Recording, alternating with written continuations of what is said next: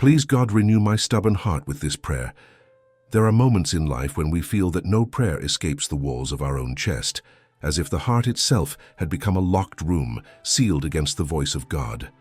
In those moments, silence feels heavier than any answer, and the soul begins to wonder if heaven has truly grown distant, or if it is we who have built invisible walls around ourselves. This is where the battle begins, not outside but within. The stubborn heart, unyielding, resistant to change, becomes both shield and prison, and every attempt to soften it feels like striking stone with fragile hands. Imagine this scene. You kneel, you speak, you pour out your words, but nothing seems to move. The silence echoes louder than your own voice. Yet what if that silence is not abandonment but invitation? What if it is God's way of drawing you deeper, beyond the surface requests, beyond the superficial noise of desperation, into the very core where real transformation begins?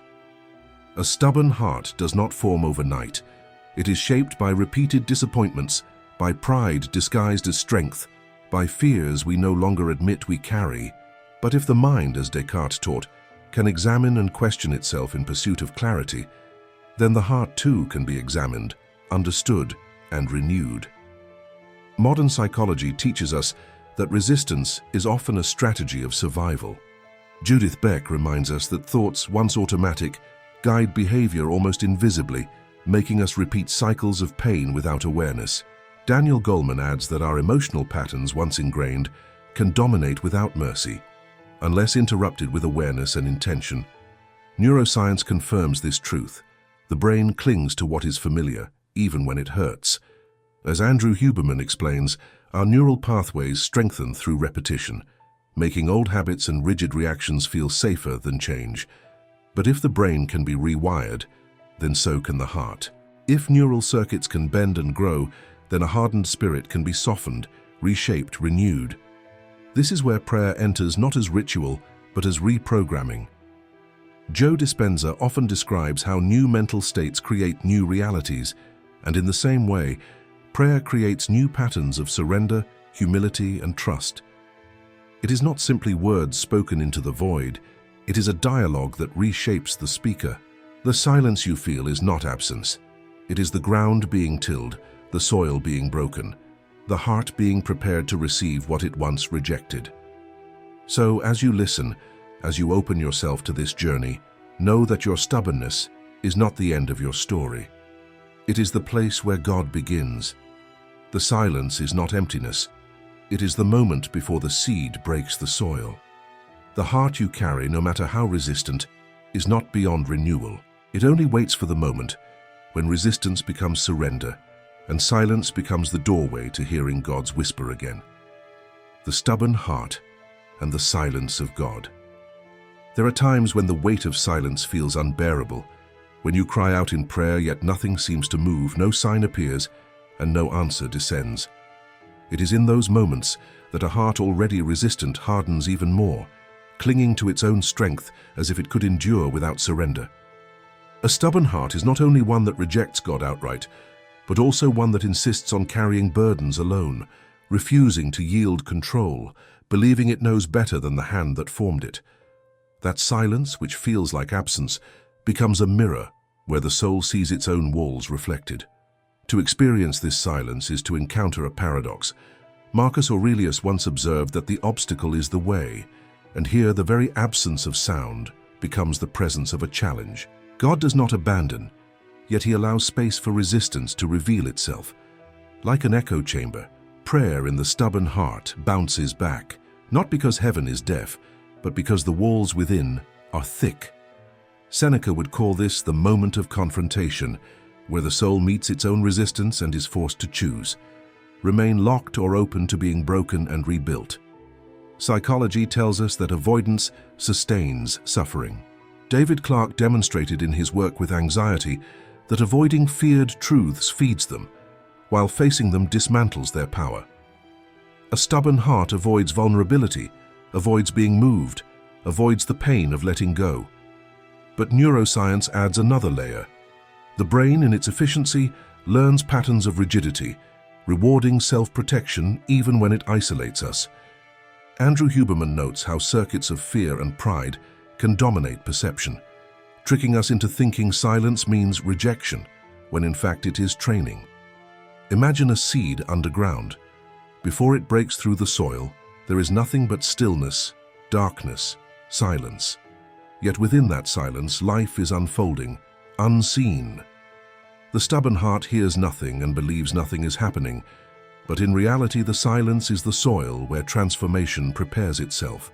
God's silence is not punishment, it is preparation. The heart that resists is still under His gaze, still in His care, even if every word of prayer seems unanswered. This is why silence must not be feared. It is the crucible of renewal.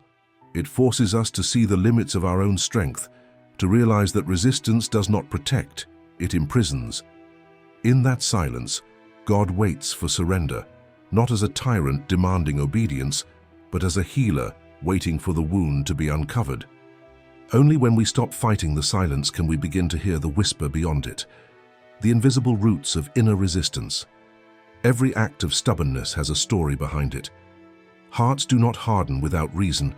They are shaped by disappointments, betrayals, unhealed wounds that burrow so deeply into memory that they become part of identity. A person who resists God's call is often someone who has carried pain alone for too long, layering self-protection over fragility until the armor feels like skin. These invisible roots are not always visible to others, and sometimes not even to ourselves. They live beneath awareness, buried like roots of a tree that looks alive on the outside but is starving within. Judith Beck explains that automatic thoughts, often formed in childhood or through repeated experiences, become the lens through which we interpret every moment. If a heart has learned, "I cannot trust," then even divine silence will be interpreted as abandonment. If a heart has learned, "I am unworthy," then every delay will be seen as rejection. These inner narratives grow into strong roots of resistance, making surrender to God feel unsafe, even threatening. It is not that the soul despises God, it fears letting go of its defenses. Andrew Huberman describes how the brain's stress systems are wired to keep us alert to danger. When the past has been marked by wounds, those circuits remain hyperactive, making vulnerability seem like risk instead of renewal. This is why inner resistance feels so powerful. It is not only spiritual, but physiological. The body itself reacts with tension, holding on to old patterns to avoid repeating old pains. Yet what once protected now imprisons. The Stoics remind us that the chains binding us are often invisible, forged not of iron, but of belief. Seneca would call them illusions we have accepted as truth. Montaigne would say they are stories we have told ourselves for so long that we forgot they were inventions. These roots of resistance keep the heart stiff, turning even prayer into struggle, as if the words cannot pass through the soil of fear to reach the light. But here lies the hope. What has been learned can be unlearned. Joe Dispenza often teaches that repeated focus and intention can create new pathways, even in the deepest recesses of the brain. Likewise, a heart that has lived years rooted in pain can grow new roots in love, in trust, in faith. The invisible does not mean unchangeable. To recognize the roots is the first step to pulling them out. Every heart that resists is still soil in the hands of God. And if He formed the world from nothing, how much more can He reshape a heart, no matter how deep its hidden roots may run? The neuroscience of attachment to pain. It may sound strange, but the human brain has a tendency to cling to what is painful, even when that pain destroys peace and joy. Neuroscience shows us that the mind is not designed to pursue truth. It is designed to pursue familiarity. If suffering has been repeated enough times, if rejection or disappointment has become constant, the brain interprets it as normal, and what is familiar begins to feel safer than what is new, even when the new holds the possibility of freedom. Andrew Huberman explains how neural pathways strengthen with repetition.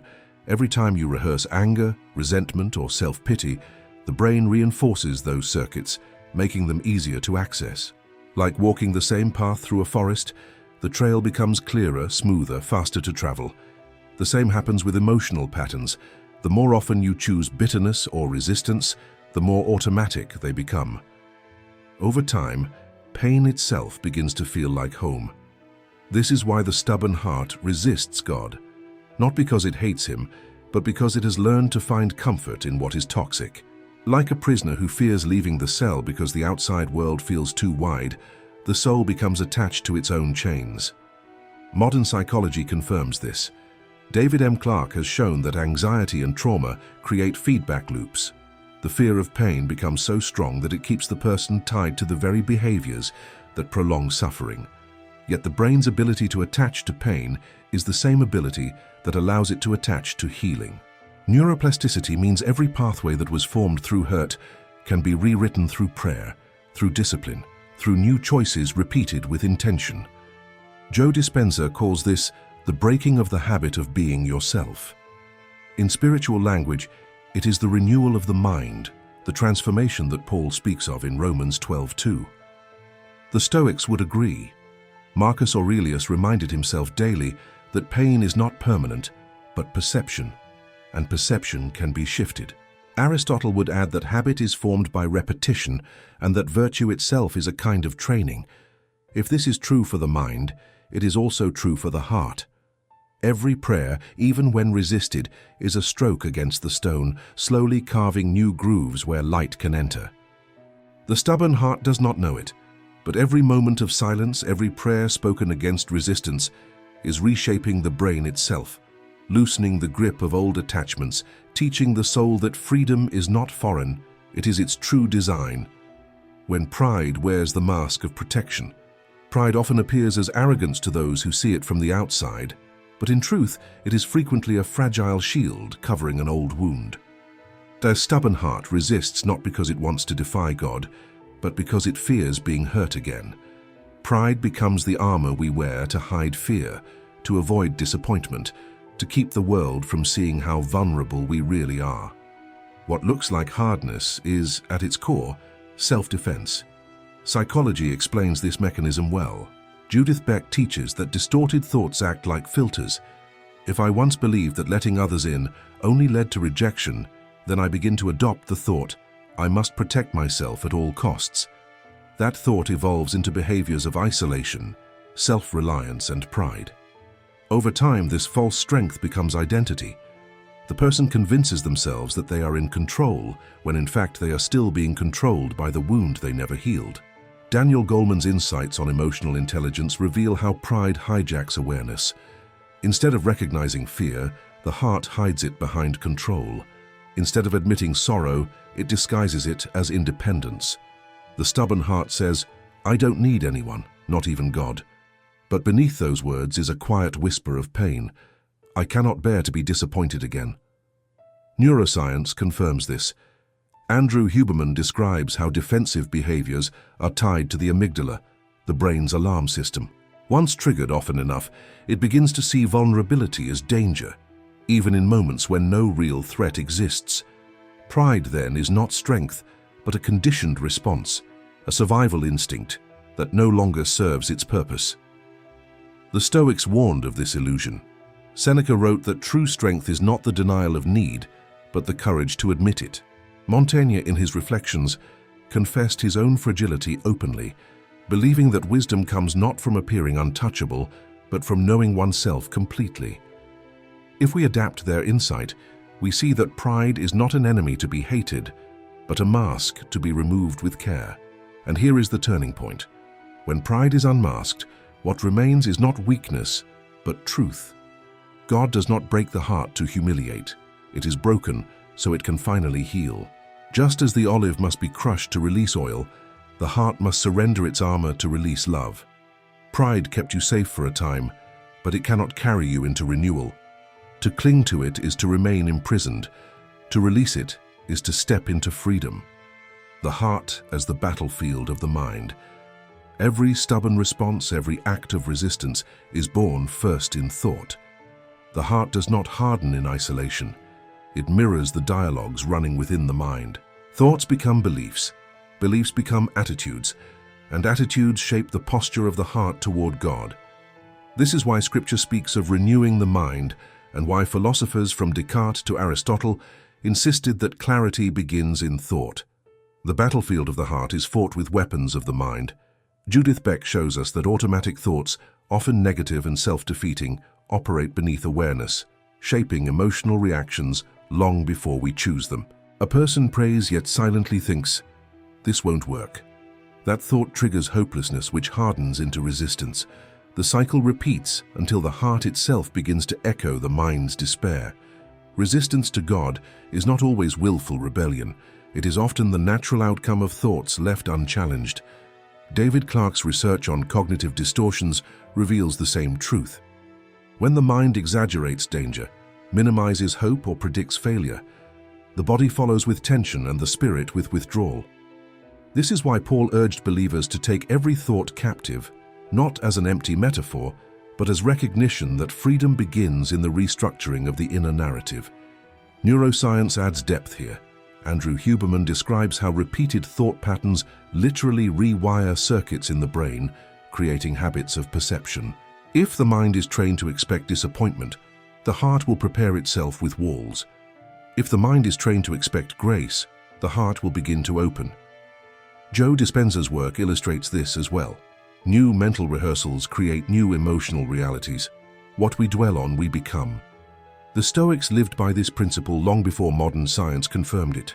Marcus Aurelius reminded himself each day that the mind interprets events, not events themselves, and by shifting interpretation, the heart remains unbroken. Montaigne reflected that much of human suffering is born not of what happens, but of how the mind chooses to frame it. Thus, the heart's stubbornness is not destiny. It is the echo of a mind left unattended. Here lies the turning point. If the mind can be disciplined, trained, reshaped, then the heart can be softened. If thoughts can be confronted and renewed, then the heart's walls can fall. The battlefield is not hopeless. It is where the greatest victories are won. Every thought submitted, every lie replaced with truth, every anxious pattern broken, is one stone removed from the fortress of resistance. And in time, the heart once closed begins to open, not by force, but by the quiet renewal of the mind that sustains it. Prayer as neural reprogramming. Prayer is often misunderstood as a ritual of words reaching upward, but its true power lies in how it reshapes the one who prays. When spoken with intention, prayer becomes an act of rewiring, a deliberate reprogramming of mind and heart. Joe Dispenza describes how new mental states carve new neural pathways, and prayer functions in this exact way. Each repetition of surrender, each confession of trust, each declaration of faith begins to replace old circuits of fear, pride, and despair with new ones of peace, humility, and resilience. Andrew Huberman explains that the brain thrives on repetition. Circuits strengthen through practice. Just as physical exercise builds muscle, the repeated practice of prayer builds networks of calm, gratitude, and openness. A heart accustomed to resistance starts to loosen as the brain learns a new rhythm of expectation. What was once silence becomes an opening, because the very act of praying teaches the nervous system to associate God not with absence, but with connection. Psychology echoes this. Judith Beck would point out that prayer interrupts automatic negative thoughts. Instead of rehearsing "I am alone" or "nothing will change," the prayer replaces those narratives with truth. God is with me and change is possible. This is cognitive restructuring in its most spiritual form. Each prayer becomes both a declaration to heaven and a retraining of the mind on earth. Aristotle believed that virtue is cultivated through habit. In prayer, the habit is trust, and over time, trust becomes natural, shaping not only thought, but desire. The Stoics would say that prayer aligns us with what is beyond our control, reminding us that surrender is strength, not weakness. And Montaigne would see prayer as a mirror, each word reflecting back who we are becoming as much as what we ask for. This is why prayer softens a stubborn heart. It bypasses pride by repetition, dismantles fear by replacing it with trust, rewires circuits of resistance into pathways of peace. Even when it feels dry, even when silence seems to answer, every act of prayer is an act of reprogramming. The brain records it, the heart absorbs it, and little by little, what was once stone becomes flesh. Vulnerability as the doorway to renewal. The moment true change begins is the moment you allow yourself to be seen as you are, without disguise, without armor. Vulnerability is not weakness, though the stubborn heart fears it as such. It is the act of lowering defenses before God, admitting that control was an illusion and strength a mask. Only when we uncover what we have hidden can healing begin to enter. A heart that resists is usually one that has forgotten how to be vulnerable, how to let itself be held instead of always holding. Psychology confirms this truth. Judith Beck reminds us that progress in therapy happens not when a person pretends to be strong, but when they dare to confront the fragile thoughts they most want to avoid. Vulnerability is the exposure of those thoughts, the willingness to admit, "I am afraid, I am tired, I cannot do this alone." In cognitive terms, this is the disruption of avoidance, the breaking of a cycle that keeps pain alive. Daniel Goleman shows that vulnerability is also emotional intelligence. To admit need is to step into self-awareness. To share that need with God is to cultivate trust. It transforms resistance into relationship. And neuroscience adds another layer. Andrew Huberman explains that when the body feels safe enough to release defenses, the nervous system shifts from survival mode to growth mode. In that shift, hormones, circuits, and even the heart rate begin to stabilize, creating fertile ground for renewal. The Stoics, often seen as champions of strength, actually embraced vulnerability. Marcus Aurelius wrote prayers of confession in his meditations, admitting doubt, weakness, longing. Seneca reminded himself that to be human is to be fragile, and to accept that fragility is the first step toward wisdom. Montaigne went further, confessing openly his flaws and contradictions, believing that honesty with oneself is liberation. Spiritually, vulnerability is surrender. It is the prayer whispered with tears, the hands open instead of clenched, the silence filled not with resistance but with trust. A stubborn heart cannot be renewed until it first chooses to be vulnerable. It is the doorway God always waits at, never forcing entry, only knocking, waiting for the moment the defenses fall. And when they do, the transformation begins, not with force, but with love flowing where it was once denied. The healing power of silence. Silence can feel unbearable to a stubborn heart, because it magnifies every hidden thought, every unhealed wound, every unanswered question. Yet silence, when embraced rather than resisted, becomes a sacred space where healing takes root. It is in the pause between words, in the stillness after prayer, that the nervous system calms, the mind softens, and the heart begins to listen differently. What once felt like emptiness reveals itself as presence. Andrew Huberman explains that deliberate silence and slow breathing activate the parasympathetic system, shifting the body from stress into restoration.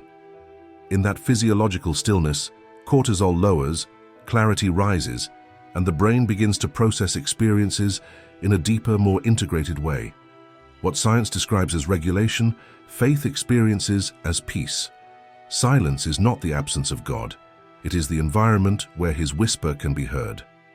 Psychology also reveals its power. David Clarke's studies on exposure therapy show that when people remain in silence with their fears instead of running from them, those fears lose their grip. In spiritual practice, the same happens. When we sit in silence before God, the stubborn heart slowly learns that it is safe to rest, safe to trust, safe to be still. Silence dismantles the illusion that we must always act, always fight, always resist.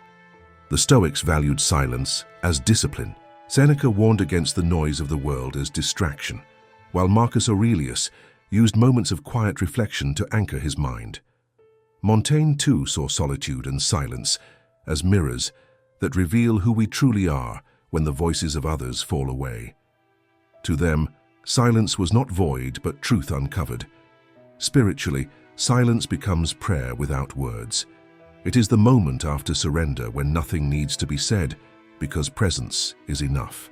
It is the pause where God's peace enters not through language but through being. For the stubborn heart, this is a new experience, to stop fighting, to stop resisting, and simply allow silence to do its work. In that stillness, healing flows, the soil softens, the heart begins to yield, the lightness of a malleable heart. A heart once hardened feels heavy, burdened by defenses, by old fears, by the endless effort of keeping control. But when it begins to soften, when surrender replaces resistance, a strange and beautiful lightness emerges. It is as if the soul finally exhales after years of holding its breath.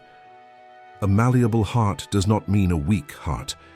It means a heart free to bend, to grow, to be shaped by the hands of God without shattering. Psychology shows us this transformation clearly. Judith Beck explains that when distorted thoughts are replaced with balanced ones, the emotional load decreases. The person feels less weighed down by catastrophizing, less crushed by self-criticism. Freedom of thought brings freedom of emotion.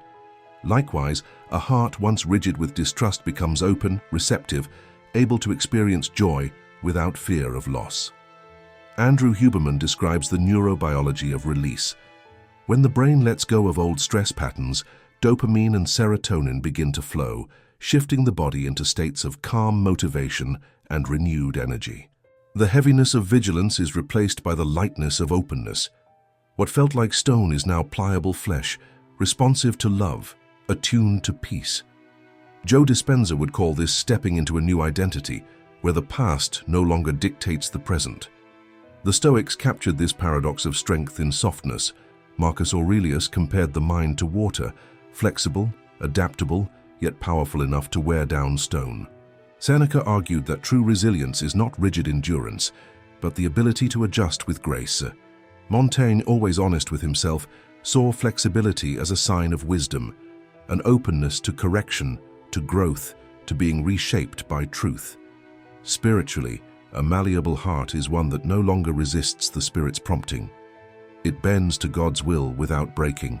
It moves with His direction without fear. This lightness is not only felt within, but seen by others. It shines in patience, in forgiveness, in kindness that once seemed impossible. The transformation becomes evident, not in loud declarations, but in the quiet ease of a soul finally at peace. The stubbornness that once imprisoned now gives way to freedom, and the heart becomes not just lighter but alive. Daily renewal as a spiritual discipline. A softened heart is not the result of a single moment, but the fruit of consistent renewal. Just as the body needs daily nourishment, the heart requires continual shaping, a steady rhythm of surrender and practice. Renewal is not a flash of inspiration. It is discipline, the quiet repetition of prayer, reflection, and trust that gradually transforms resistance into resilience. Aristotle taught that virtue is built through habit, and this truth applies to faith as much as to character. Each day offers a choice, to reinforce the old patterns of hardness or to practice the openness that allows God to mold us. Judith Beck reminds us that new thoughts must be practiced repeatedly to replace old ones. Without this daily effort, the stubborn heart quickly returns to its familiar defenses, clinging to the very weight it longs to escape. Neuroscience confirms it. Andrew Huberman explains that neuroplasticity thrives on consistency. The brain learns not from occasional bursts of change, but from repeated signals sent day after day. Prayer spoken daily, gratitude practiced daily, surrender repeated daily. These become grooves, etched into the nervous system, making renewal not an event, but a way of being. The Stoics lived by daily exercises of the mind. Marcus Aurelius began and ended each day with reflection, reminding himself of the truths he wanted to embody. Seneca practiced reviewing his actions nightly, not to punish himself, but to refine his character. Montaigne used his writing as daily renewal, confessing his flaws and discovering new insights in the process. Renewal was their discipline, not their accident. Spiritually, daily renewal is the heart's safeguard. It keeps pride from creeping back in, fear from regaining control, and silence from being misinterpreted as absence. It is the steady act of showing up before God, allowing Him to work even when nothing feels dramatic or visible. Over time, these quiet disciplines accumulate into transformation, until the stubborn heart no longer resists renewal. It expects it, seeks it, lives by it, the promise of a heart of flesh. Long before neuroscience described neuroplasticity, the scriptures spoke of transformation at the deepest level. "I will remove from you your heart of stone and give you a heart of flesh," Ezekiel 36:26. This is not poetry alone, It is a divine promise of renewal, a vision of a heart no longer rigid and closed but tender, responsive and alive. A heart of flesh feels the touch of God, responds to his whisper, and bends to his will with trust instead of fear. This promise holds power because it addresses what we cannot fix ourselves. Psychology offers tools, neuroscience offers explanations, philosophy offers clarity, but only God offers the miracle of exchange: stone for flesh, resistance for openness, despair for hope. Judith Beck would say that new thought patterns require effort and persistence, yet Scripture assures us that God himself works within that effort, reshaping what once seemed immovable. Andrew Huberman explains that the nervous system adapts to what we repeatedly expose it to. Imagine then what happens when the heart is repeatedly exposed to God's presence, his word, his spirit.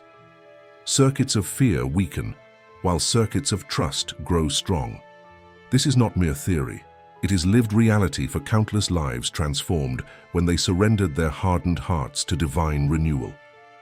The Stoics pursued self-mastery, but even Marcus Aurelius admitted the need for alignment with nature greater than himself.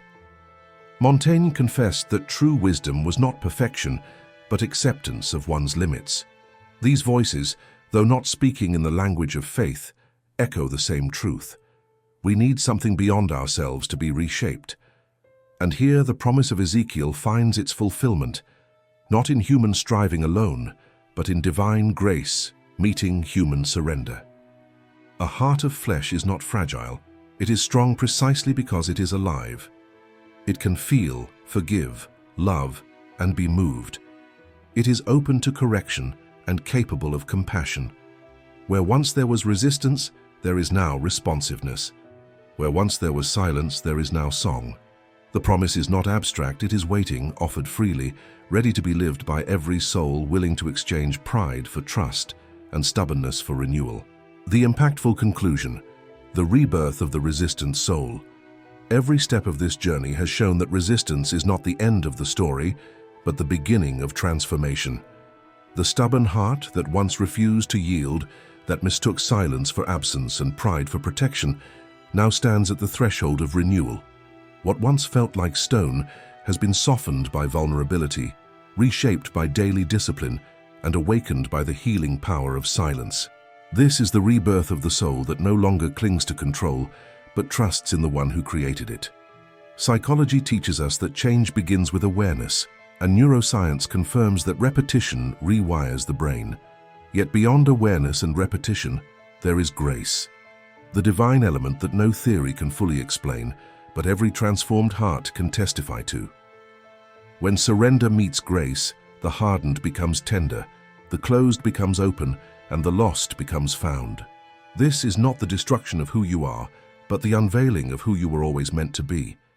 The Stoics sought resilience, Aristotle sought virtue, Montaigne sought honesty, but here all of these pursuits converge, a life not enslaved to old patterns, but reborn into freedom. God's silence has been revealed as invitation, his promise as certainty, and his spirit as the force that reshapes from within. What was once resistance has become renewal. What was once heaviness has become lightness. What was once despair has become hope.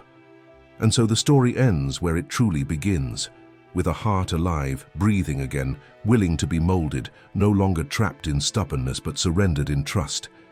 This is the destiny of every resistant soul, not to be crushed, but to be reborn, to rise from silence into song, from stone into flesh, from stubbornness into surrender. A heart renewed, a soul awakened, and a life forever changed by the one who never stopped knocking, waiting and loving, even when the door was closed.